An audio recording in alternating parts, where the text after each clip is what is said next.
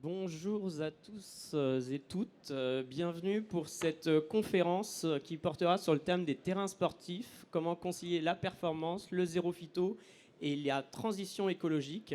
Donc c'est des résultats qui vont vous être présentés à la suite d'une enquête qui a été portée par l'Observatoire des villes vertes.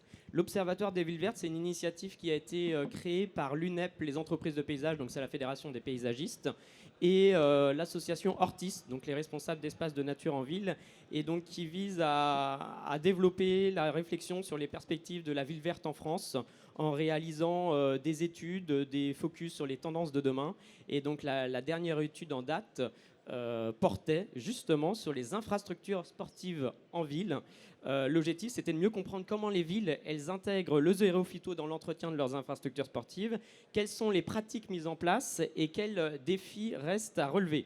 L'enquête, elle a été lancée mi-septembre par l'Observatoire des villes vertes auprès d'un certain nombre de collectivités, en partenariat avec le ministère de la Transition écologique et avec le soutien du ministère des Sports. Et donc les collectivités avaient jusqu'au vendredi 24 octobre pour répondre aux questions.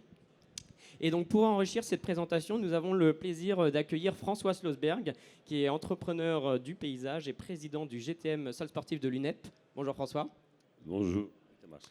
Bonjour à tous. Donc, je suis François Slosberg. Je travaille dans une société qui s'appelle le groupe Loiseleur en Ile-de-France, qui est une société de paysage et de terrains de sport. Et on travaille en Ile-de-France et en Picardie.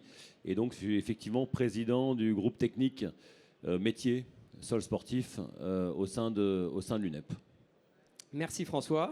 Et donc on accueille également Dominique Pougeot, donc du ministère de la Transition écologique, spécialiste des sujets phytosanitaires et des engrais. Bonjour à tous, Dominique Pougeot. Donc, je travaille à la direction de l'eau et de la biodiversité au ministère de la Transition écologique.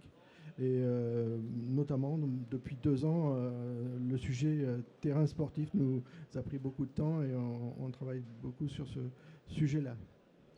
Merci Dominique. Donc je vous propose qu'on avance ensemble en intégrant la lecture des résultats, vos commentaires et votre éclairage. Donc par rapport à cette enquête, donc elle a été menée, là, comme on l'a dit, au mois de septembre-octobre. Donc on a 16 villes qui ont répondu. Donc vous voyez, c'est des villes qui sont réparties sur l'ensemble du territoire, de toute taille. Donc ça va de la commune d'Izon en Gironde avec ses 3500 habitants jusqu'à la ville d'Angers, ses 155 000 habitants dans le Maine-et-Loire. La première observation, la première remarque qu'on peut relever suite à cette enquête, c'est que la transition zéro phytochimique, elle est engagée. Donc on va avoir le plaisir d'accueillir le maire de Chambly, donc Monsieur Lazarus, qui est également vice-président de l'AMF. Si vous voulez venir, Monsieur le maire. Bonjour, donc c'est du direct. Oui, bonjour, bienvenue à cette conférence sur les infrastructures sportives en ville. On va vous présenter en avant-première les résultats de l'enquête de l'Observatoire des villes vertes. Et donc voilà, la première observation de cette enquête, c'est que 100% des collectivités ont engagé une politique zéro phytochimique, mais seulement 19% n'ont pas formalisé encore cette politique. Dans le détail, donc 44% des villes appliquent le zéro phyto depuis plus de 5 ans, 38% depuis 2 à 5 ans et 12,5% depuis moins de 2 ans. Donc cette diversité d'avancement, elle traduit une dynamique réelle, mais qui est encore très hétérogène en fonction des villes. Et donc la première question que je vais poser à Dominique, c'est que près de 20% des villes n'ont pas formalisé encore de politique zéro phyto. Donc comment expliquer cet écart au regard des obligations existantes? Et est-ce que d'ailleurs tu peux rappeler la réglementation en vigueur concernant l'usage du zéro phyto chimique sur les terrains de sport? Oui. Alors je voudrais justement souligner l'implication des collectivités dans le sujet du zéro phyto dans les terrains de sport, malgré les 20% qui n'ont pas formalisé complètement cette politique, notamment avec les 44% des villes qui sont depuis plus de 5 ans donc, dans une démarche zéro phyto, alors même que les interdictions sont vraiment applicables dans tous les terrains au 1er janvier 2025. Donc, et c'est ce que je vais rappeler là maintenant. Donc en fait, l'interdiction d'usage des produits phytopharmaceutiques chimiques est intervenue à partir du 1er juillet 2022 donc dans les terrains de sport tout venant avec l'arrêté du 15 janvier 2021, il était prévu que sur les terrains de sport qui étaient réglementés, dont l'accès était réservé aux utilisateurs, et en ce qui concerne les golfs, les départs, les fairways, les greens, il n'y avait pas cette interdiction en 2022, mais à partir du 1er janvier 2025. Donc cette interdiction, elle est aujourd'hui effective, sauf dérogation, et nous sommes dans une période de dérogation, puisque à partir du 10 janvier 2025, un arrêté a été pris pour fixer les usages sur lesquels il était encore possible d'utiliser des produits phytopharmaceutiques chimiques, parce qu'aucune solution alternative ne permettait d'obtenir la qualité requise dans le cadre des compétitions officielles. Donc c'est l'arrêté qui fixe un petit peu ce cadre dérogatoire aujourd'hui pour les terrains de sport et qui prévoyait notamment que l'on fixe une liste des terrains qui sont des terrains de sport qui sont concernés qui bénéficiaient de cette dérogation. Donc cette liste de terrains a été fixée par l'arrêté du 31 juillet 2025 par le ministère des Sports. Et dans le même temps, on peut dire, donc, il était prévu qu'une feuille de route soit prise par les professionnels, par les parties prenantes, et notamment par les représentants des propriétaires des terrains, pour fixer une trajectoire de réduction d'usage des produits phytopharmaceutiques chimiques dans le cadre justement de cette dérogation. Donc cette feuille de route n'est pas encore complètement réalisée, et notamment parce qu'on attend le feu vert de l'AMF. Et je pense qu'on pourra finaliser d'ici la fin de l'année, on espère, avec les autres fédérations sportives. On a bien avancé sur le contenu, donc on attend maintenant un petit peu le retour de l'AMF. Et puis voilà, ensuite, il faudra continuer à appliquer cette feuille de route et rester dans cette dérogation et la prolonger si c'est nécessaire, donc à partir du 1er juillet 2026. Ok, merci Dominique. Et donc on va profiter de la présence du maire de Chambly pour lui demander voilà, si au niveau de sa ville, la politique zéro phytochimique sur les terrains de sport a été établie. Et si oui, peut-être avec l'aide de certaines entreprises, je pense notamment à celle de François. Oui, exactement, c'est le cas à Chambly. On n'a pas voulu bénéficier de la dérogation, puisqu'en fait, il y a une dérogation pour notre niveau de terrain. Et la raison pour laquelle l'Association des maires de France, Alors, cette question est traitée par le pôle environnement. Mais moi, pour la partie sportive, on n'était pas favorable à toutes ces exemptions, parce qu'on se dit que les communes les plus petites, ce sont celles qui doivent faire le travail zéro phyto, là où les terrains les plus importants n'ont pas besoin de le faire. Donc il y a une forme d'injustice entre les communes là-dessus. Et donc nous, à Chambly, on avait fait le choix, avec l'entreprise qui s'occupe de nos terrains, d'appliquer sans restriction le zéro phyto. Mais c'est un coût important, c'est un coût conséquent qu'il faut prendre en compte dès le départ. Donc effectivement, ça fait partie justement des enseignements de l'enquête. Donc je vous propose de poursuivre avec le deuxième enseignement. C'est donc une gestion qui est encore dominée par la performance sportive. L'enquête révèle un chiffre très fort. 100% des collectivités placent la qualité et la sécurité des terrains comme une priorité absolue. Ensuite arrive la gestion de l'eau pour 94% des collectivités, donc c'est aussi un axe important. L'innovation pour la moitié d'entre elles, l'adaptation au climat pour 37%, la réduction des coûts pour 31% des collectivités qui ont répondu, et enfin la biodiversité, donc seulement pour 6% de ces collectivités. Donc ce chiffre montre bien que la pression d'usage prédomine largement sur les préoccupations écologiques. Et donc une question pour François. Donc les collectivités, elles placent la qualité sportive au premier plan. Est-ce que c'est cohérent avec ce que tu constates au quotidien? Et ensuite, on posera la question à monsieur le maire. Oui, les collectivités placent la qualité des terrains en premier plan. Alors, le sujet, c'est que elles ont besoin d'avoir un beau terrain. Sauf qu'un beau terrain, ça s'obtient avec du travail, hein, des opérations mécaniques, des opérations de tous les jours. Alors, c'est pour ça que la biodiversité qui est mise en dernier point n'est pas tellement le sujet sur les terrains de sport. C'est malheureusement pas, on va pas se mentir, le terrain de sport, le terrain de foot, c'est pas ou terrain naturel, c'est pas une zone de biodiversité. Parce qu'il y a des opérations mécaniques, il y a beaucoup de jeux, il y a beaucoup de piétinement, il y a beaucoup d'utilisation, et donc la faune et la flore n'est pas vraiment là pour se développer. Donc il y a un travail qui est fait pour que les terrains soient le plus beau possible, ce qui est quand même très subjectif, parce que le côté beau, évidemment, dans les terrains de sport, si vous voulez, il n'y a pas de limite d'entretien. On peut faire un entretien minimum avec une tonte tous les jours et puis ou toutes les semaines, c'est plutôt ça dans les petites communes, et puis un entretien tous les jours comme on peut faire dans certaines communes, voire 2 fois par jour, et puis avec des opérations importantes. Donc c'est pour ça que la qualité esthétique est très importante pour les collectivités, encore plus pour les clubs, mais c'est quelque chose qui est quand même extrêmement subjectif. Après, sur la gestion de l'eau, on voit que c'est à 94%, donc c'est vraiment juste en dessous. Et là, on est sur une préoccupation, je pense que monsieur le maire va pouvoir en parler là-dessus. La gestion de l'eau, on est sur quelque chose qui est extrêmement important parce qu'on est en fonction de la zone géographique, il y a évidemment des restrictions. Les terrains de sport sont partie de ces restrictions-là. Donc c'est vrai que ne pas arroser une pelouse naturelle de terrain sportif, autant on peut le faire dans des espaces verts, c'est pas très grave. Sur un terrain de sport, ça peut avoir une incidence. Après, les graminées qu'on utilise sur les terrains sportifs, ce sont des graminées qui ont été transformées génétiquement, qui sont de plus en plus adaptées au piétinement, à la résistance aux maladies, à la résistance à la sécheresse.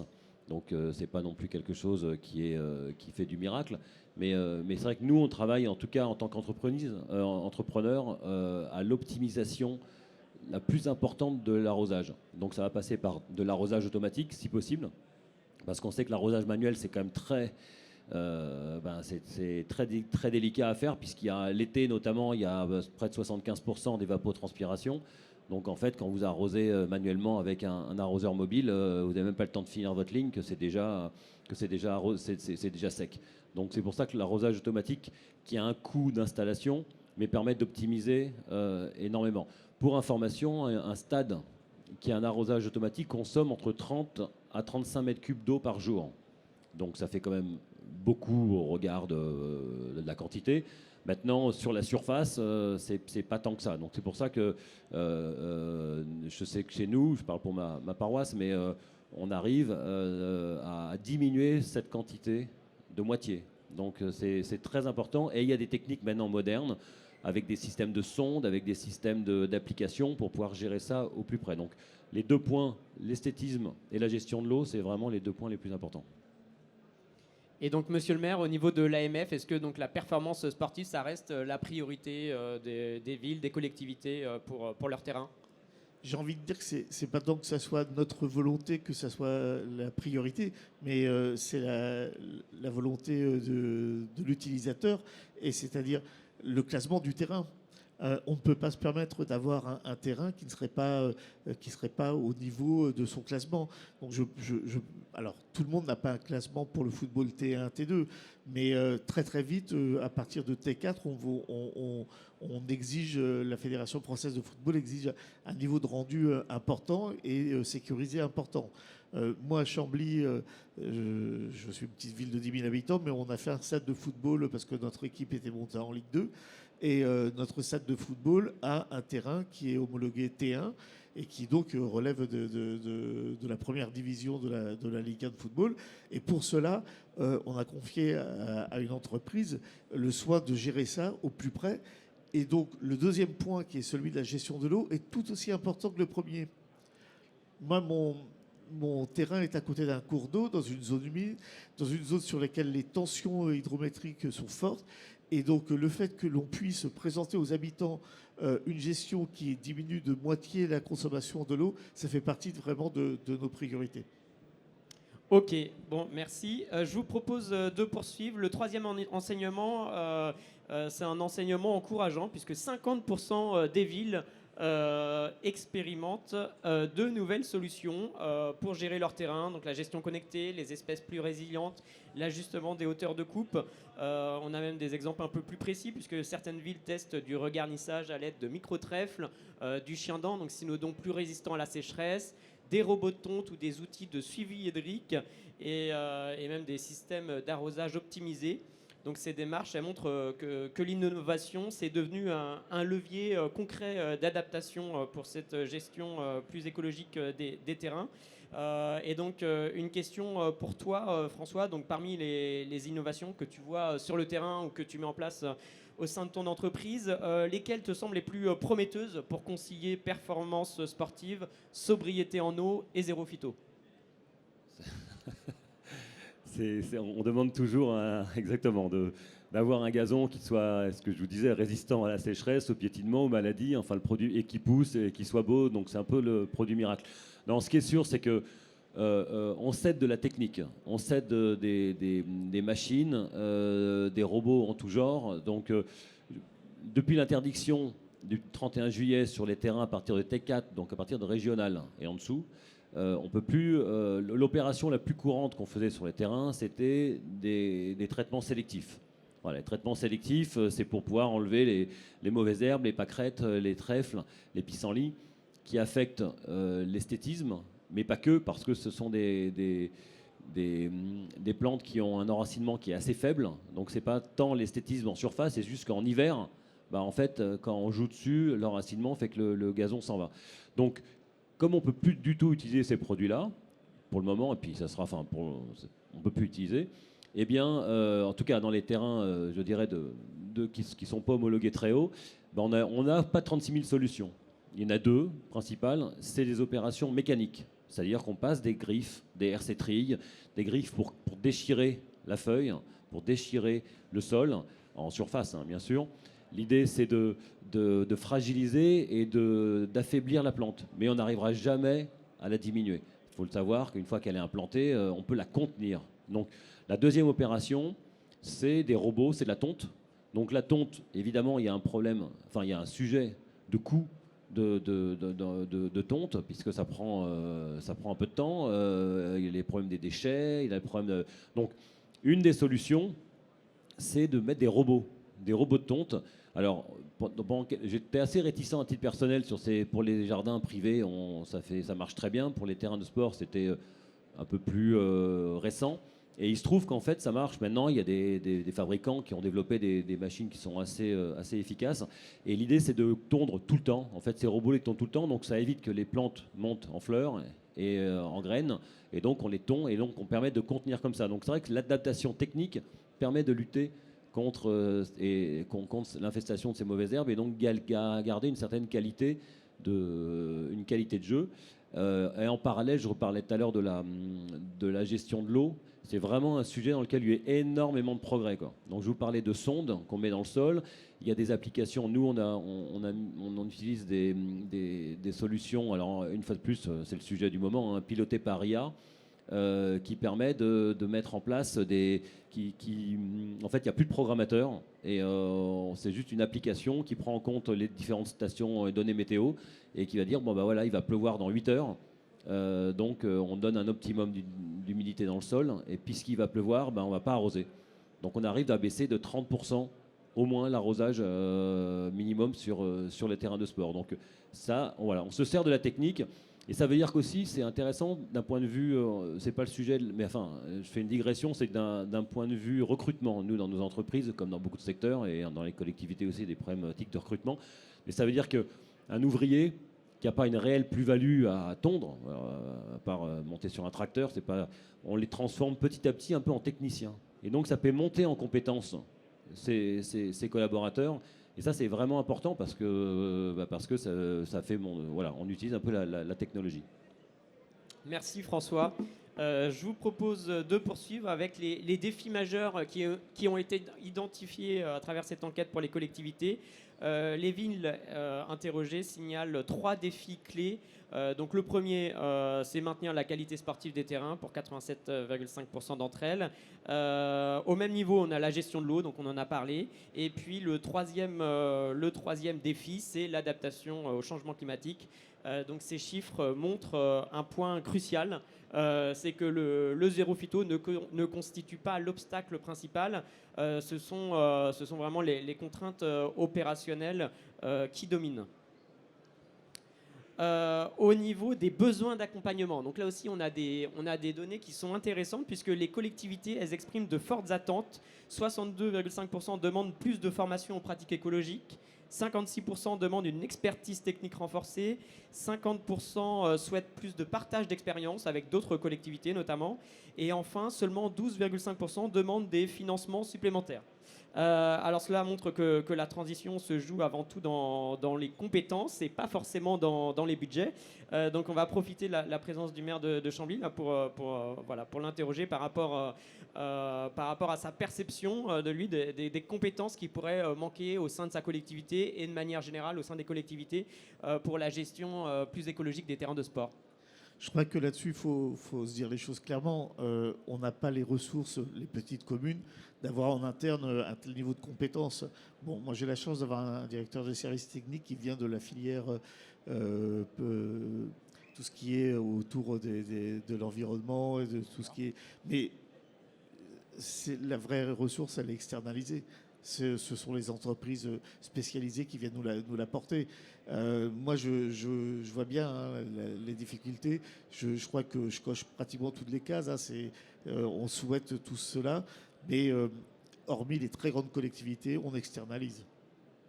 Ok. Dominique, au vu de ces besoins là, qui ont été identifiés par les collectivités, quelle forme d'accompagnement le ministère peut-il développer ou renforcer pour soutenir ces collectivités ? Alors, nous, en ce qui nous concerne, donc c'est la réduction d'usage et des risques au niveau des produits phytopharmaceutiques sur les terrains de sport. Donc nous, ça fait déjà depuis 2021 qu'on accompagne avec l'aide de l'OFB et du plan Ecophyto donc les porteurs de projets de recherche développement dans le domaine des pelouses sportives, notamment la greffe, mais maintenant avec le consortium Sport Aidé là, qui a été créé par les fédérations, le golf, de foot et puis les hippodromes pour justement mettre en place un outil pour trouver des solutions et des alternatives aux usages des produits phytopharmaceutiques chimiques et au-delà prendre en compte aussi les sujets de l'eau et bien sûr l'économie de l'eau et puis de la diminution des engrais de synthèse. Voilà, cet accompagnement que l'on porte nous, c'est à travers le plan Ecophyto et notamment maintenant avec l'aide du consortium Sport Aidé de la filière. Merci Dominique. François, on a parlé aussi du changement climatique qui avait un impact sur l'entretien des terrains de sport. Quelles évolutions toi tu observes dans les pratiques pour maintenir la qualité de ces terrains face aux épisodes climatiques qui sont parfois de plus en plus extrêmes ? Alors, il y a de la recherche sur, je vous disais, des graminées. Donc c'est vrai que dans le sud de la France, on utilise de plus en plus des graminées qui sont régulièrement utilisées en Espagne, en Italie, qui sont du chien-dent, par exemple. Donc c'est vrai que le chien-dent, le nom commun, ce sont des graminées qui sont très résistantes à la sécheresse, très résistantes au piétinement. Mais sauf que et donc elles font, on peut pas les faire au-delà d'une certaine hauteur, comment on dit, bref, vous avez vu géographiquement, le mot me manque. En tout cas voilà, donc c'est vrai que là-dessus l'adaptation c'est très compliqué. On se sert une fois de plus de la recherche pour pouvoir trouver des solutions qui peuvent répondre à ces besoins et à l'adaptation climatique. Mais c'est très compliqué. Hein. C'est vrai. Le problème, c'est que une pelouse sportive, alors si je parle des terrains de grands jeux, c'est vraiment une zone qui est quand même assez, qui a une biodiversité assez faible. Et puis je pense qu'il faut aussi regarder au-delà de la pelouse, à l'extérieur de la main courante. Quand il y a des talus, quand votre terrain de sport, on ne peut pas juste tondre et traiter cette partie-là, parce que les graminées, il y a des chardons, il y a des plantes qui sont sur les talus et qui vont venir. Donc il faut avoir une vision un peu globale. Alors globale, il ne fallait pas d'aller très loin, mais on sait très bien qu'avec le vent, avec les oiseaux, les graminées extérieures, les adventices vont venir. Donc il faut quand même, dans l'entretien, raisonner de manière un peu plus grande que le terrain. On ne peut pas faire une zone préservée sans avoir une vision un peu plus générale. Ok, merci François. Avant de conclure, je souhaiterais vous poser à chacun une dernière question sur, selon vous, les 3 leviers clés qui permettent d'accélérer cette transition écologique des terrains sportifs dans les années à venir. Donc en 1 minute, Dominique, est-ce que tu peux nous donner 3 leviers qui pourraient accompagner tout le monde? D'abord, comme on l'a souligné déjà, donc c'est l'innovation, les solutions alternatives, mais en combinaison avec des pratiques agronomiques, avec les variétés résistantes, etc., avec une gestion de l'eau optimale. Voilà, tout ça, c'est un point vraiment crucial. Je crois que c'est le premier point. Ensuite, bien sûr, on a souligné aussi, c'est la connaissance, la formation et surtout l'expertise, puisqu'on voit que sur les terrains de haut niveau, on a besoin d'une expertise technique de haut niveau. Et donc, c'est parfois difficile au niveau des collectivités d'avoir les experts disponibles sur place. Et puis, je voudrais aussi insister sur le fait qu'on a un besoin de suivre les pratiques. C'est pas assez, je pense, suivi au niveau des collectivités, des gestionnaires de terrains de sport. Donc, les pratiques en matière d'intrants, en matière d'eau.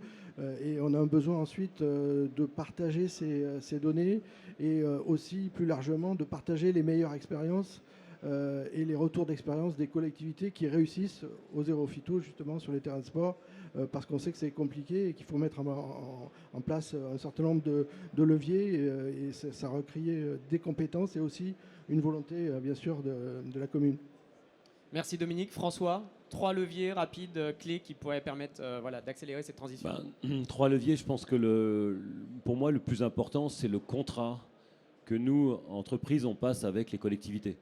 C'est-à-dire que c'est un contrat de confiance, comme dirait l'autre, par rapport aux objectifs à atteindre. Parce qu'en fait, on sait très bien que les objectifs, ils s'atteignent avec des budgets et avec de la technique. Et donc, effectivement, l'un et l'autre sont liés. Donc, en fait, par rapport à ça, nous, on s'adapte.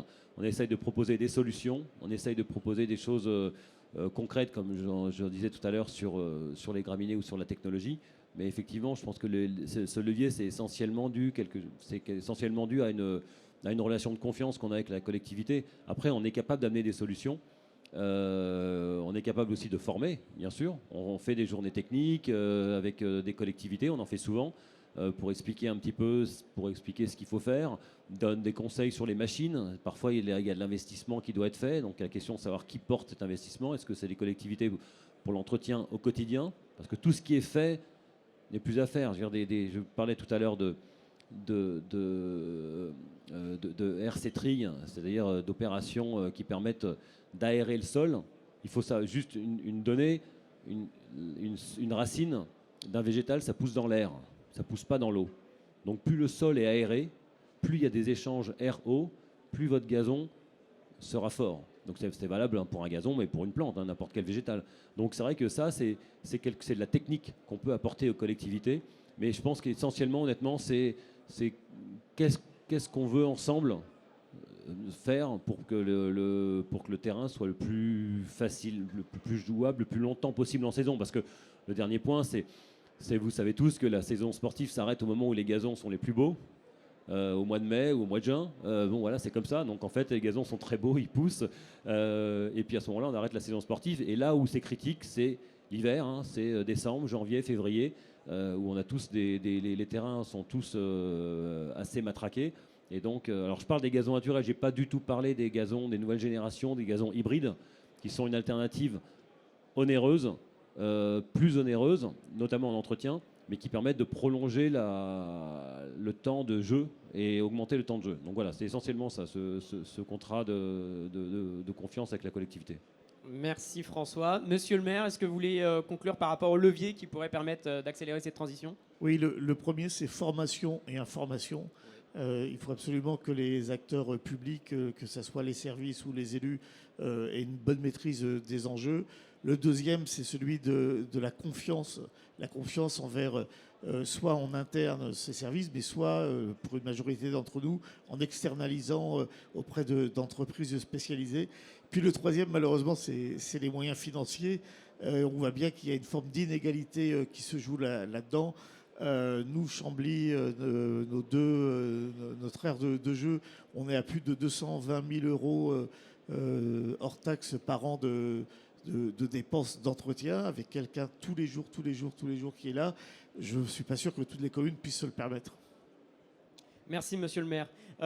Et donc, tout ce que vous venez de dire, ça rejoint les conclusions de l'enquête sur les infrastructures sportives menée dans le cadre de l'Observatoire des villes vertes, puisque les constats, ils appellent à une stratégie à 3 niveaux. Donc, la première, c'est le renforcement des compétences, hein, on en a parlé, en accompagnant la montée en expertise des équipes pour leur permettre de concilier qualité sportive et exigence environnementale.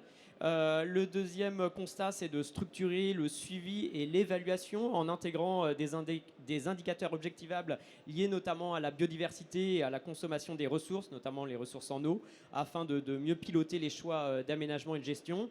Et le troisième constat, c'est de favoriser la diffusion des bonnes pratiques, de partage d'expériences et d'appui technique pour consolider les solutions qui ont déjà fait leurs preuves sur le territoire.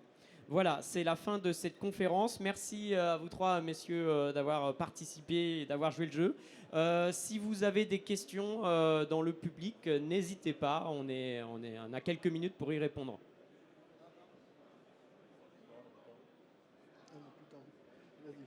On n'a plus de temps. Bon, et visiblement, il n'y a plus de questions. Donc, merci à tous, bonne journée et bon salon.